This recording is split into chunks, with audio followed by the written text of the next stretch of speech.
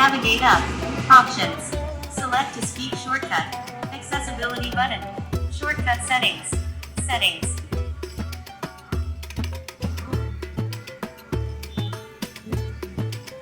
When select to speak is on, you can tap specific items on your screen to hear them read aloud. How to use select to speak. Start select to speak, then you can tap a specific item, like text or an image. Drag your finger across the screen to select multiple items.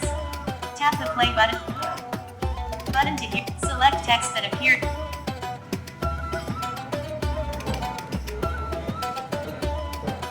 Messenger, Jazz World, Jazz Cache, Recorder, Authenticator, MX Player, Gallery, WhatsApp, Facebook.